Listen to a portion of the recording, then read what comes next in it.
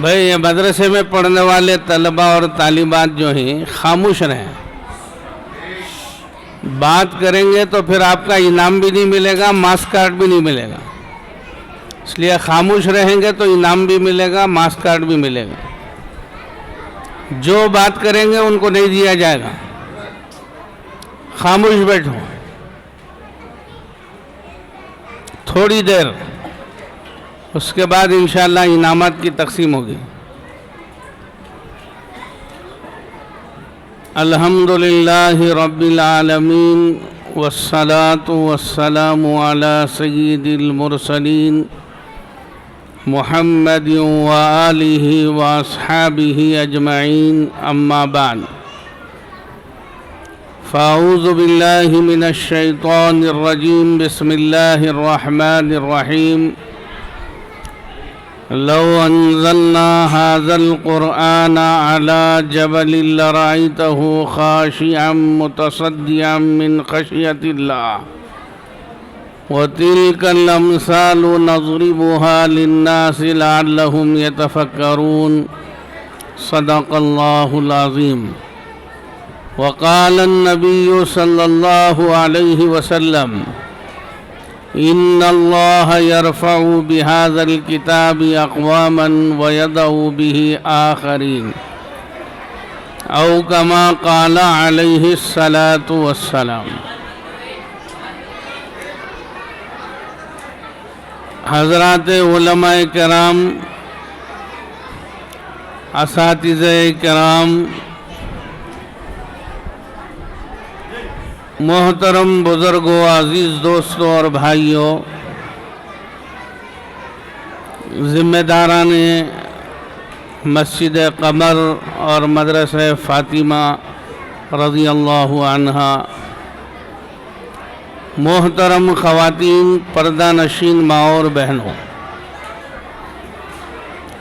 مدرسے میں پڑھنے والے طلبہ اور طالبات، بھائی پھر بات کرنا شروع کر دیے، خاموش۔ اب بات کریں گے تو نام نوٹ کر کے ان کا انعام نہیں ملے گا، خاموش رہیں گے ملے گا۔ جو لڑکیاں، یہ جو بچیاں ہیں، خاموش بیٹھو، سیدھی جانب والے۔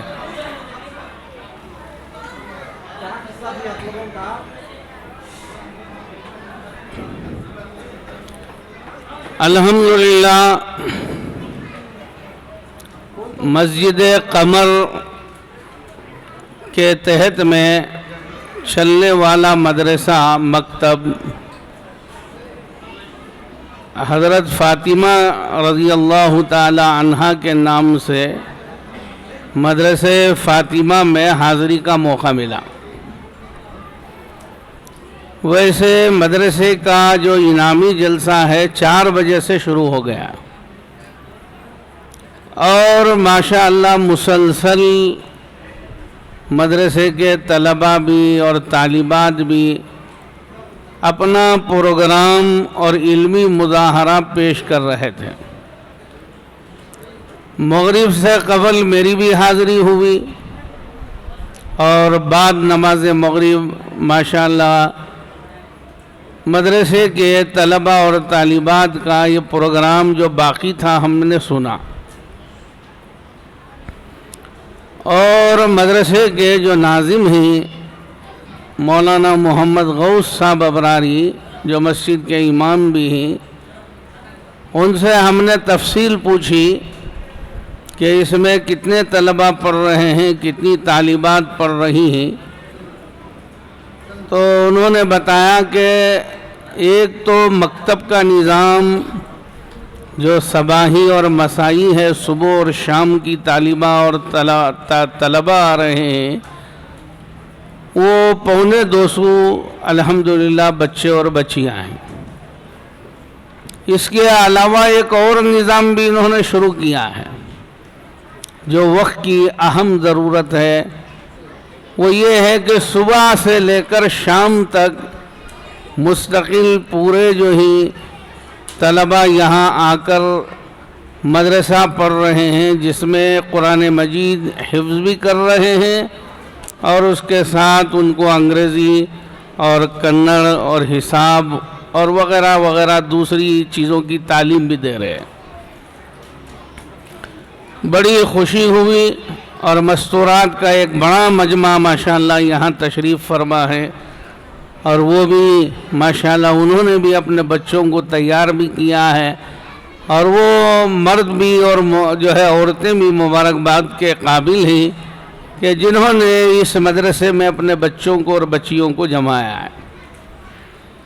لیکن ایک گلہ میرا ہے، شکوہ ہے مردوں سے خاص کر، کہ جب یہ 250 اور وہ 75 تقریباً جو 250 طلبہ یہاں پڑھ رہے ہیں، تو اس حساب سے کم از کم ایک ایک گھر کے ایک ایک مرد اگر شریک ہوتے تو وہ 250 سے زیادہ ہو جاتے، لیکن شروع سے دیکھنے میں آ رہا ہے 270 ماشاءاللہ 270 پڑھ رہے ہیں، 20 میں نے کم کر دیے، تو دیکھنے میں آیا مرد حضرات بہت کم ہیں۔ حالانکہ بچوں کے جو علم ہوتا ہے، ان کی جو صلاحیت کا اظہار ہوتا ہے، اسے ماں باپ کو خوشی ہوتی ہے۔ سال بھر بچوں نے جو پڑھا، محنت کی، تو کیا ان کے اندر جو ہے صلاحیت پیدا ہوئی اور ان کے اندر علمی اعتبار سے کیا قابلیت آئی، وہ جلسے میں آئیں گے۔ انعامی جلسہ اسی لیے رکھا جاتا ہے تاکہ جو ہے طلبہ اور طالبات کے علم کا مظاہرہ ہو، اور کوئی ماں اور کوئی باپ ایسے نہیں ہیں کہ جو بچوں کے علمی پروگرام سے ان کو خوشی نہ ہو۔ ہر ایک کو مسرت ہوتی ہے، ہر ایک کو خوشی ہوتی ہے۔ بخاری شریف میں کتاب العلم ہے، یہ کہ علم کا بیان ہے، اس میں حدیث امام بخاری رحمۃ اللہ علیہ نے ذکر کی ہے۔ میں اس میں ایک حدیث آپ کی خدمت میں عرض کرتا ہوں، آپ حضرات غور فرمائیں کہ ماں باپ کو بچے کے علم کی وجہ سے کتنی خوشی ہوتی ہے۔ حضور اکرم صلی اللہ علیہ وسلم نے ارشاد فرمایا، ان من الشجر شجرۃ لا يسقط ورقها وہی کالمسلم حدثونی ما ہی۔ حضور اکرم صلی اللہ علیہ حضرات سے گزارش ہے، بچوں سے بھی اس کو غور سے سنو، بچی ان سے بھی درخواست ہے غور سے سنو، ماں اور بہنوں سے بھی درخواست ہے، تعلیمات سے بھی درخواست ہے، غور سے سنیں۔ حضور اکرم صلی اللہ علیہ وسلم نے ارشاد فرمایا کہ دیکھو، درختوں میں کا ایک درخت ہے، جھاڑوں میں کا ایک جھاڑ ہے، اس کے پتے گرتے نہیں، عام طور سے اس کے پتے نہیں گرتے، جیسا اور درختوں کے پتے گر جاتے ہیں۔ پتجھڑ کے موسم میں جب پتے جھڑتے ہیں تو بعض ایسے بھی درخت ہوتے ہیں کہ ایک پتا بھی اس میں نہیں ہوتا، لیکن یہ درخت خصوصیت سے ایسا ہے کہ اس کے پتے جھڑتے نہیں۔ اور حضور اکرم صلی اللہ علیہ وسلم نے اس کی مثال دی مسلمان سے، وَهِيَ كَالْمُسْلِمِ، وہ درخت جو ہے، وہ جھاڑ جو ہے، اس کی مثال مسلمان کی طرح ہے۔ کیا مطلب اس کا؟ جیسا مسلمان کسی کو تکلیف نہیں دیتا، مسلمان کا وجود سراپا خیر ہے، نفع ہے، کہ اس کا وجود جو ہے کسی کو نقصان نہیں پہنچاتا، اس کا وجود جو ہے سب کو نفع پہنچاتا۔ المسلم من سلم المسلمون من لسانه ویدہ، حضور صلی اللہ علیہ وسلم نے ارشاد فرمایا، حقیقی مسلم وہ ہے کہ جس کی زبان سے اور جس کے ہاتھ سے دوسرے مسلمان محفوظ ہو جائیں۔ تو مومن اور مسلمان اس کا وجود خیر ہے، نفع بخش ہے، اسے اس کے ذریعے سے کسی کو نقصان نہیں پہنچتا۔ ایسا یہ بھی درخت جو ہے سراپا نفع ہی نفع ہے، کوئی چیز اس کی بیکار نہیں ہے، ہر چیز اس کی نفع مند ہے، فائدہ مند ہے۔ جیسا ہمارے یہاں کون سا درخت ہے بولو؟ ناریل کا درخت ہے. کہ ناریل کے درخت کے جو تنا ہوتا ہے ناٹ بنائی جاتی ہے, ستون اس سے بنایا جاتا ہے, اور اس کے پتے ناریل کے اس سے جو ہے چھت بنائی جاتی ہے, اس کی کاڑیوں سے جھاڑو بناتے ہیں, اس کے ناریل کا پانی پیا جاتا ہے, اس کے کھوپرے کو کھایا جاتا ہے, سالن بنایا جاتا ہے, تیل بنایا جاتا ہے, اور مختلف چیزیں اس سے بنتی, مٹھائی بنتی ہے, اس کے چھپے جلانے کے کام آتی ہیں. اس کا نارا جنگ جو ہوتا ہے اس میں رسیاں پاپوش وغیرہ بنائے جاتے ہیں, کوئی چیز اس کی بیکار نہیں ہے. ایسے ہی عرب کے درختوں میں ایک درخت ہے جو اس کا وجود سراپا خیر ہے, وہ مسلمان کی طرح ہے, اس کے پتے نہیں جھڑتے, عام طور سے جو ہے اس کے پتے نہیں جھڑتے. حضور اکرم صلی اللہ علیہ وسلم نے ارشاد فرمایا, صحابہ سے جو سامنے بیٹھے ہوئے تھے ان سے پوچھا, حدثونی ما ہیا, تمہیں بولو بھائی بتاؤ وہ درخت کا نام کیا ہے. اس مجلس میں حضرت ابوبکر رضی اللہ تعالیٰ عنہ بھی بیٹھے ہوئے ہیں, حضرت عمر بھی ہیں, بڑے بڑے صحابہ بھی ہیں, چھوٹے چھوٹے صحابہ بھی ہیں, باپ بھی ہیں, بیٹے بھی ہیں. صحابہ کا دماغ جنگلوں میں چلا گیا. اب جب کوئی چیز پوچھتے ہیں سمجھ میں نہیں آتی تو اس کی تلاش میں لگتے ہیں. تو حضرات صحابہ فرماتے ہیں کہ ہمارا دماغ جو ہے وہ جنگلوں میں چلا گیا. حضرت عبداللہ بن عمر رضی اللہ تعالیٰ عنہما, حضرت عمر رضی اللہ تعالیٰ عنہ کے بیٹے, اس میں بیٹھے ہوئے تھے. حضرت عمر رضی اللہ عنہ کے بیٹے کو, حضرت عبداللہ کو معلوم ہو گیا کہ وہ درخت جو ہے کھجور کا درخت ہے, وہ کوئی اور درخت نہیں ہے. وہاں عرب میں کھجور کا درخت اور ہمارے ہندوستان میں جو ہے ناریل کا درخت. حضرت عبداللہ بن عمر رضی اللہ تعالیٰ عنہ نے دیکھا کہ میرے ابا بھی بیٹھے ہوئے ہیں, ابو بکر رضی اللہ تعالیٰ عنہ بھی ہیں, بڑے بڑے صحابہ بھی ہیں, کوئی جواب نہیں دے رہا ہے, تو میں کیسے جواب دوں؟ شرم کی وجہ سے بول نہیں سکے. صحابہ نے خود عرض کیا, اللہ کے رسول صلی اللہ علیہ وسلم آپ بتا دیجئے کہ وہ کون سا درخت ہے. تو حضور اکرم صلی اللہ علیہ وسلم نے ارشاد فرمایا, ہی النخلہ, وہ کھجور کا درخت ہے. اب حضرات صحابہ کی عقل ٹھکانے لگی, ارے یہ تو ہمارے باغوں میں ہے, ہمارے گھروں میں ہے, اس درخت کے بارے میں ہم جو ہے سوچنے کے لیے جنگل میں چلے گئے. مجلس برخاست ہو گئی, سب جو ہے گھر اپنے گئے. تو حضرت عمر رضی اللہ تعالیٰ عنہ بھی تشریف لے گئے, اور آپ کے بیٹے حضرت عمر بھی گئے. گھر جانے کے بعد میں حضرت عبداللہ بن عمر جو بیٹے تھے, ابا سے کہا, حضرت عمر سے, ابا جان جب حضور اکرم صلی اللہ علیہ وسلم نے یہ ارشاد فرمایا تھا, سوال کیا تھا, تو مجھے معلوم ہو گیا تھا کہ وہ کون سا درخت ہے, لیکن آپ بیٹھے ہوئے ہیں, ابو بکر رضی اللہ تعالیٰ عنہ بیٹھے ہوئے ہیں, تو بڑے بڑے صحابہ جواب نہیں دے رہے, میں کیسا دوں, اس لیے میں نہیں بولا. لیکن مجھے معلوم ہو گیا تھا کہ وہ کھجور کا درخت ہے. حضرت عمر رضی اللہ تعالیٰ عنہ نے کیا فرمایا معلوم؟ حضرت عمر رضی اللہ تعالیٰ عنہ نے ارشاد فرمایا, بیٹا اگر اس مجلس میں تم جواب دے دیتے اور یہ کہہ دیتے کہ وہ کھجور کا درخت ہے, تو مجھے تیرے اس جواب سے اتنی خوشی ہوتی کہ بہت سارا ملک اور مال ملنے کی وجہ سے اتنی خوشی نہیں ہوتی جتنی تیرے اس جواب سے خوشی ہوتی. لیکن تو نے کہا نہیں, شرم مانے ہوئی اور بول نہیں سکا. اگر بول دیتا تو میرا رتبہ بڑھ جاتا, میرا مقام بڑھ جاتا کہ میرے بیٹے نے جو ہے ایسا جواب دے دیا کہ کسی نے جواب نہیں دیا. میرے عزیزوں, بزرگوں, محترم خواتین, یہ جو ہے علم ہے.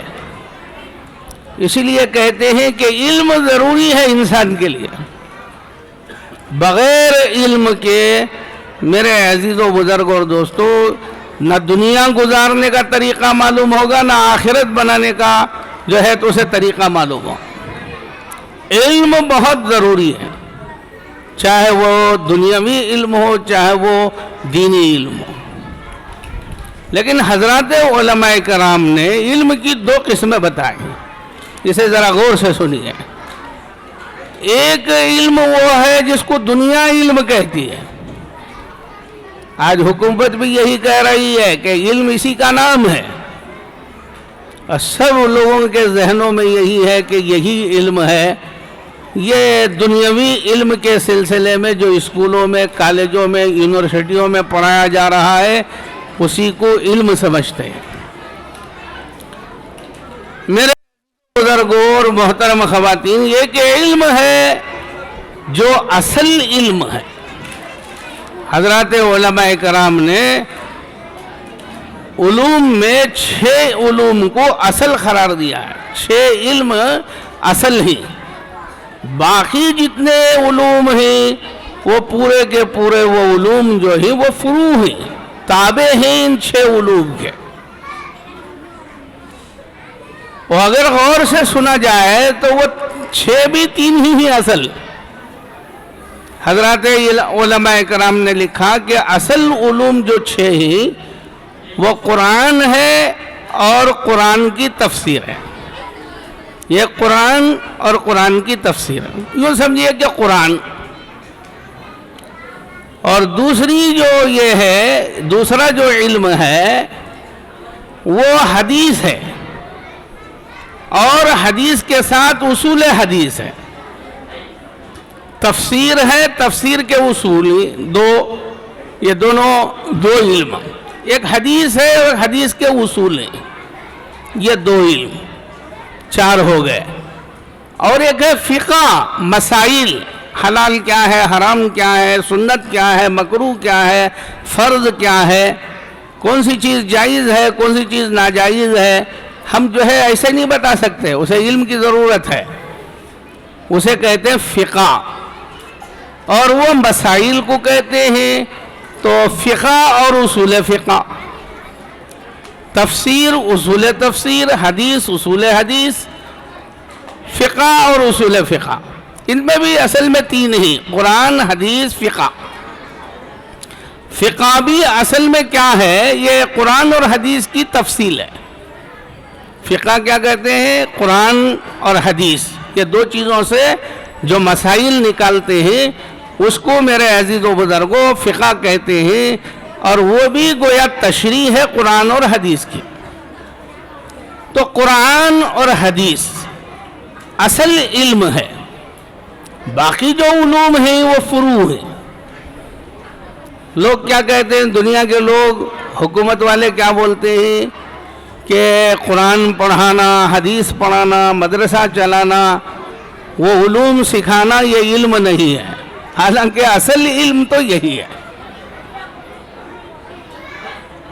ایک بچی کو ماں باپ نے کچھ نہیں دیا لیکن قرآن کی تعلیم دی، اسے علم سکھایا، قرآن سکھایا، تو یہ بہت بڑی دولت ہے. دیکھیے، میں مختصر وقت میں اپنی بات کو مکمل کرنا چاہتا ہوں. آپ حضرات سے درخواست ہے، ماؤں اور بہنوں سے بھی درخواست ہے، اس کو ذرا غور سے سنیں تاکہ ہماری غلط فہمی دور ہو جائے. حضرت امام شافعی رحمت اللہ علیہ کے زمانے میں ایک مالدار تھا، نوجوان، جوانی بھی تھی، مال بھی تھا. تو اسے نکاح کی ضرورت پیش آئی. اس نے اپنا نکاح کیا. اب نکاح ہونے کے بعد میں، شادی ہونے کے بعد میں بچے کی تمنا ہوتی ہے، بچہ یا بچی. تو اسے ایک مدت سے، میرے عزیز و بزرگوں، لکھا ہے کتاب میں، اولاد نہیں ہوئی. بڑی تمناؤں مرادوں کے بعد میں اس کی بیوی امید سے ہوئی. اور ایک وقت آیا کہ وہ موجود نہیں تھا، اس کے گھر میں بچی پیدا ہوئی. اسے خبر ملی کہ تیرے گھر میں لڑکی پیدا ہوئی ہے. تو خوشی میں وہ پھولے نہیں سمایا، خوش ہو کر اس نے قسم کھا لی. غور سے سنیے، وہ قسم کیا تھی؟ اس نے یہ قسم کھائی کہ خدا کی قسم، جب میری بیٹی جوان ہوگی، بڑی ہوگی، اس کی جب شادی ہوگی تو میں پوری دنیا کی دولت جہیز میں دوں گا، اس کے جہیز میں پوری دنیا کی دولت دوں گا۔ جب میری بیٹی یہ جوان ہوگی، بڑی ہوگی، تو میں پوری دنیا کی دولت اسے جہیز میں دوں گا۔ اس نے خوشی میں قسم کھا لی۔ جیسے جیسے بچی بڑی ہوئی اور شادی کے قابل ہوئی تو اس نے جو قسم کھائی تھی، خدا کی قسم میں اپنی بیٹی کے جہیز میں پوری دنیا کی دولت دوں گا، اب وہ اپنی قسم کو پوری کرنے کی کوشش میں لگا۔ اب یہ تو بات ہے کہ پوری دنیا کی دولت کا یہ مالک نہیں ہے کہ وہ پوری دنیا کی دولت بیٹی کے جہیز میں دے دے۔ ایک مالدار ہے، کچھ مال کا وہ مالک ہے، پوری دنیا کے مال کا مالک کہاں ہے وہ؟ جیسا ہر علم والے کے اوپر ایک علم والا ہوتا ہے، ایسا ہر مالدار کے اوپر ایک بڑا مالدار ہوتا ہے۔ تو پوری دنیا کی دولت تو اس کے ہاتھ میں نہیں، قبضے میں نہیں کہ وہ اپنی بیٹی کے جو ہے جہیز میں دے دیں۔ اب جیسے جیسے بچی جوان ہوئی تو اپنی جو ہے قسم کو پورا کرنے کی اسے فکر ہوئی۔ اس نے علماء سے، اس وقت کے مفتیوں سے پوچھا کہ میں نے یہ قسم کھائی ہے، اب پوری دنیا کی دولت میرے ہاتھ میں نہیں ہے کہ میں میری بیٹی کے جہیز میں دے دوں، تو میں اس قسم کو پورا کروں، اس کا طریقہ کیا ہے؟ سب علماء نے، مفتیوں نے یہی بتایا کہ بھئی تم اپنی قسم کو پوری نہیں کر سکتے، تم نے جو قسم کھائی ہے وہ جھوٹی قسم ہے، تمہارے بس میں نہیں ہے اس کے پورا کرنے کا، لہذا کفارہ دے دو، اور تم نے گناہ کیا جو بس میں نہیں تھا، اس کی قسم کھائی، پورا نہیں کر سکتے، قسم کا کفارہ دے دو۔ قسم کا کفارہ کیا ہے وہ بھی قرآن میں موجود ہے، فقہ کے مسائل میں موجود ہے۔ اسے فکر ہوئی کہ میں نے اپنی اکلوتی بیٹی کے پیدا ہونے پر ایسی قسم کھائی جو گناہ ہے، پورا کرنے کا راستہ نہیں ہے، تو اسے بہت غم ہوا، بڑی فکر ہوئی۔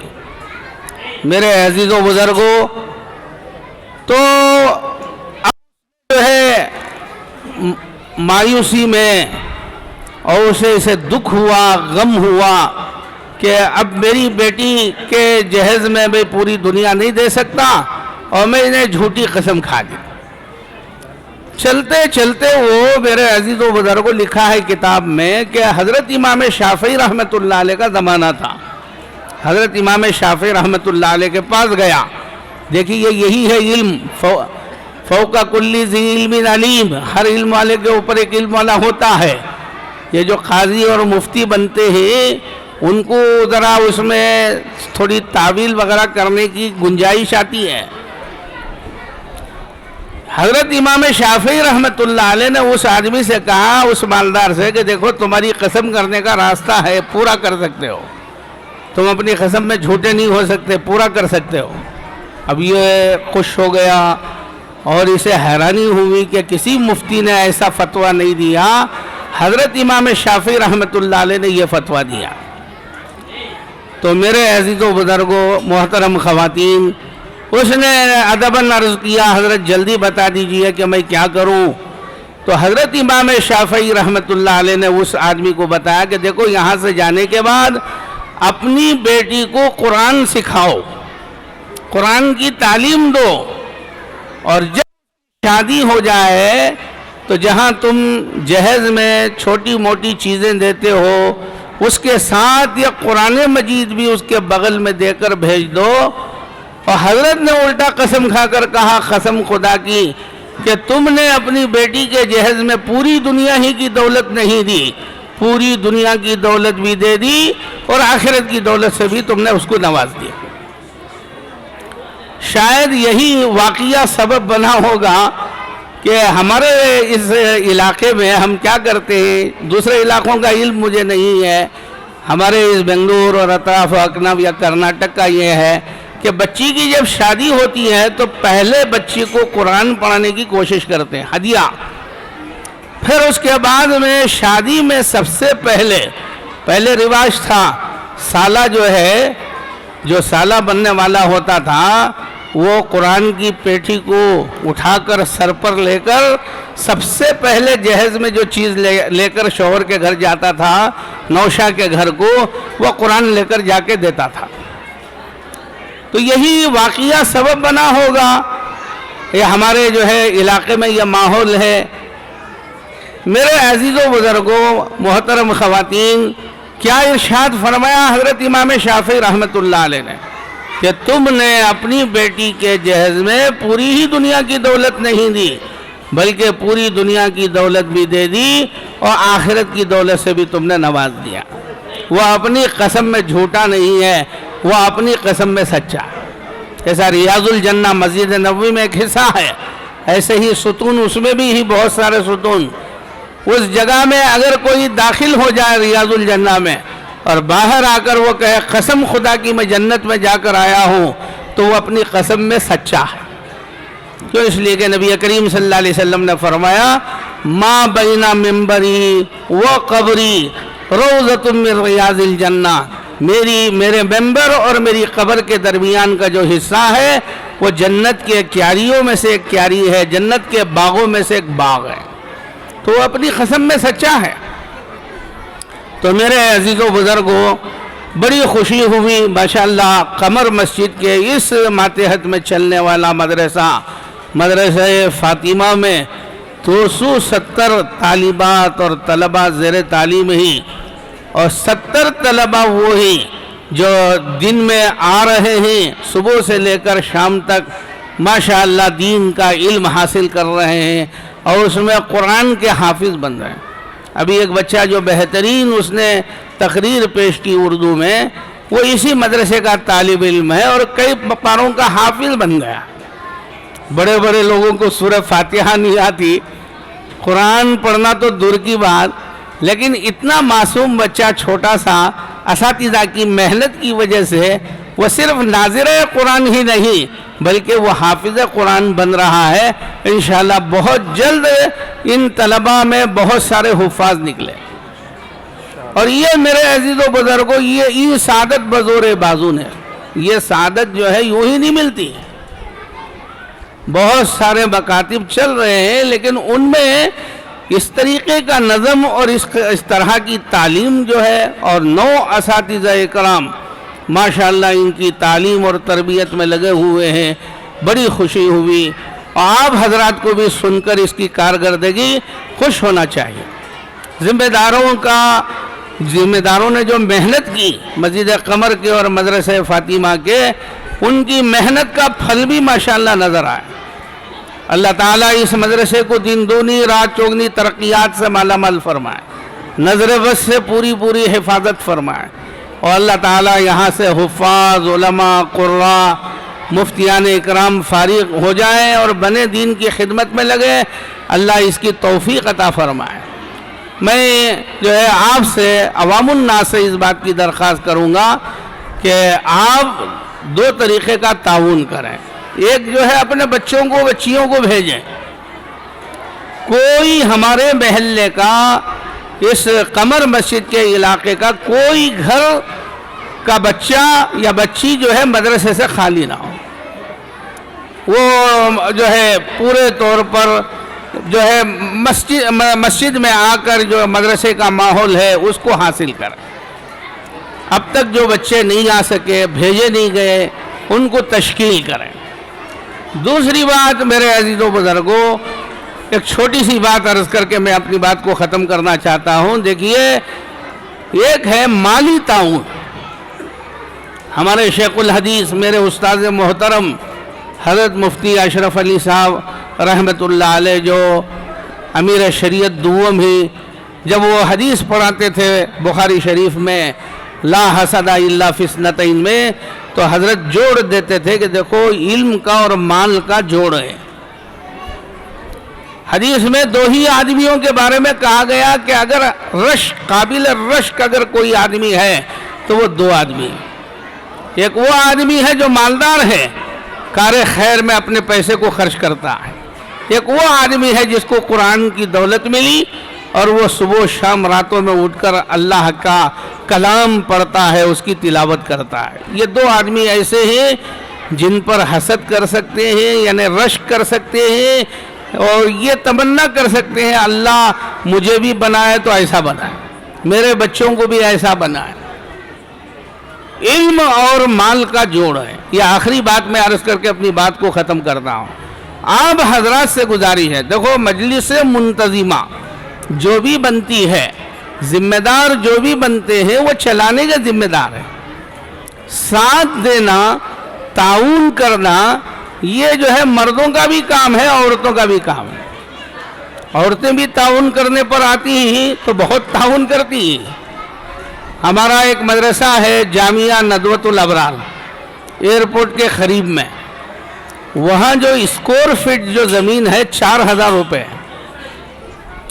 ایک اللہ کی بندی نے 22,000 اسکوائر فٹ یعنی آدھا ایکڑ زمین ہمارے مدرسے کے لیے دیا، جو آج کی قیمت کے لحاظ سے تقریباً 7 کروڑ روپے ہوتے ہیں۔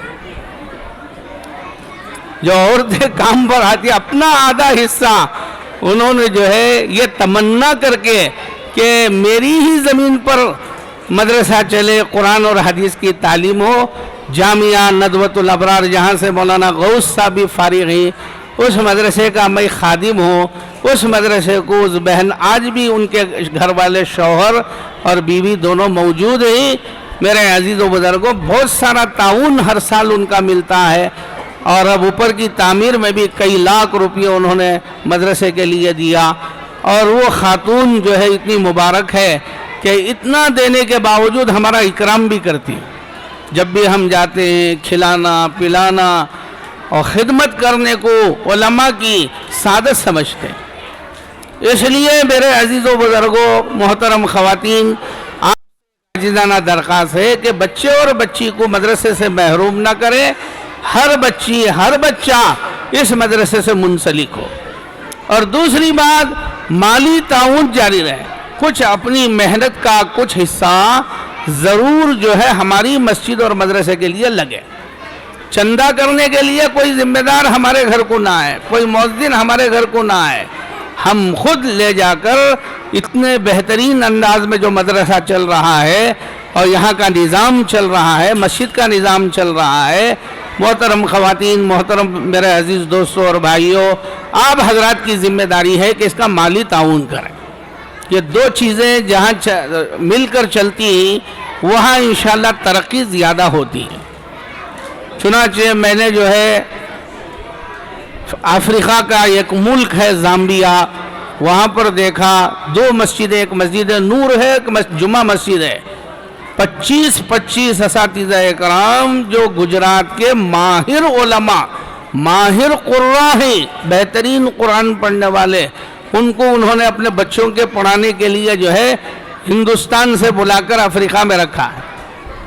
لوساکا کیپٹل سٹی میں نے دیکھا زامبیا میں کہ بیک وقت وہ بچے جو ہے وہاں کی نینجا زبان بھی پڑھتے ہیں، اور انہوں نے کھچڑی اور دال بھی نہیں چھوڑا گجراتی، اور میرے عزیز و بزرگوں گجراتی زبان بھی نہیں چھوڑی، اور قرآن اور حدیث کی تعلیم بھی انہوں نے نہیں چھوڑا۔ تو گجرات کے علاقے میں بھی جانا ہوا، بڑے بڑے مدرسے ماشاءاللہ 1000 1500، کھانے پینے کے ساتھ 5000 3000۔ تو یہ کیا ہے؟ مالی تعاون اور بچوں کا جو ہے فراہم کرنا، یہ بہت ضروری ہے۔ اور آخری گزارش یہ ہے کہ اپنے بچے حافظ عالم بنائیں، کم از کم ہر گھر میں ایک بچہ حافظ ہو، عالم ہو، اور وہ ہمارے خاندان کی دینی رہبری کرے، یہ بھی بہت ضروری ہے۔ اس کے لیے جو قیام و طعام کے مدارس ہی، جہاں پر درس نظامی کا پورا نظم ہے، جہاں تفسیر اور احادیث پورے جاتے ہیں، فقہ کی کتابیں پڑھائی جاتی ہیں، وہاں مستقل عالم بنانا، فاضل بنانا، مفتی بنانا بہت ضروری ہے۔ ایک ایک بچہ کم از کم گھر کا جو ہے ضرور حافظ ہو، عالم ہو، اور باقی جو مکتب کی جو تعلیم ہے وہ ہر بچے اور ہر جو ہے بچی کے لیے ضروری ہے۔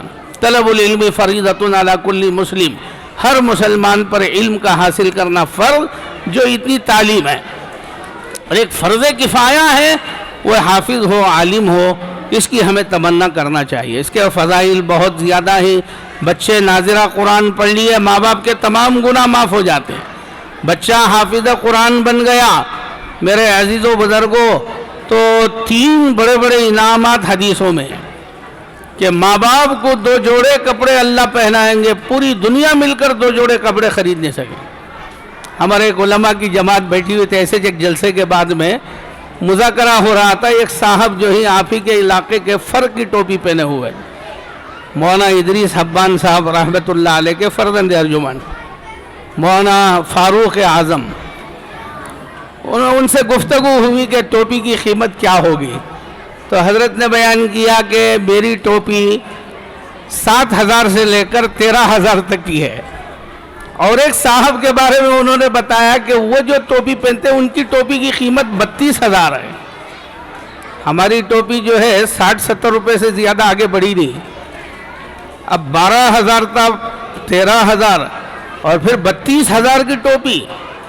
تو معلوم ہوا کہ کپڑوں کی قیمت بھی بہت زیادہ ہوتی ہے، ٹوپی کی یہ قیمت ہے.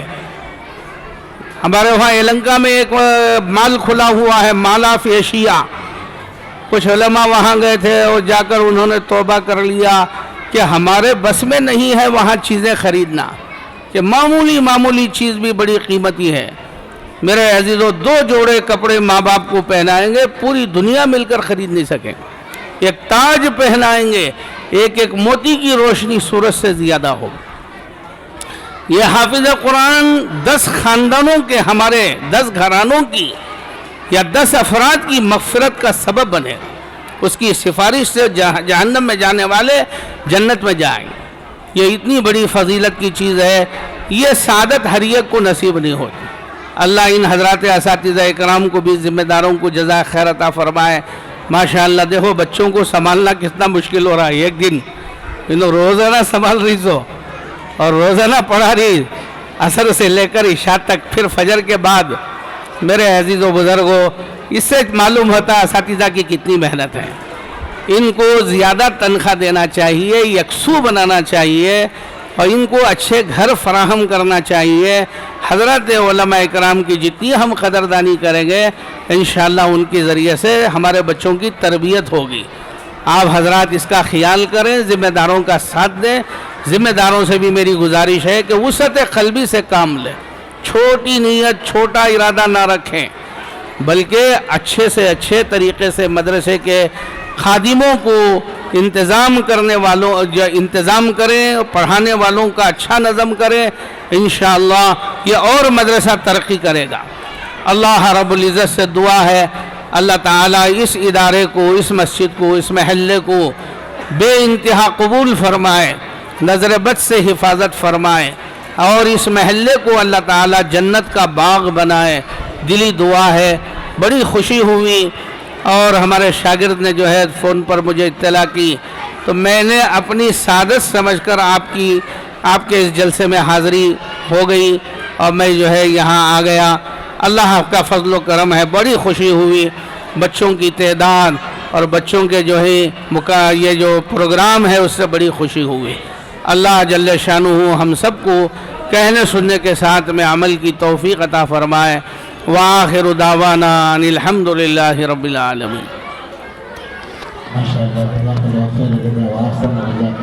حضرت استاد محترم نے بہت کم وقت میں بہت قیمتی باتیں اور حالت حاضرہ پر جو ضرورت چیزیں حضرت نے اور اسی طرح طلباء کی اور علماء کی کیا فضیلت ہے، کیا مقام ہے، بہت کم وقت میں انشاءاللہ بہت ساری باتیں حضرت نے ہمارے دلوں میں لکھا کی اور دلوں میں ڈالا ہے. اللہ تبارک و تعالیٰ عمل کا توفیق عطا فرمائے. میں تمام طلباء سے ادب گزارش کرتا ہوں کہ اب آخری وقت میں بیٹھ جائے کیونکہ آخری مرحلہ چل رہا ہے. اب حضرت کی دعا ہوگی، حضرت کی دعا کے بعد انشاءاللہ جو انعام وغیرہ ہے جو اصل ہے وہ انعامات وغیرہ تقسیم کیے جائیں گے. میں حضرت سے بہت گزارش کرتا ہوں کہ دعا کے ذریعے سے جو اپنے دعاؤں کے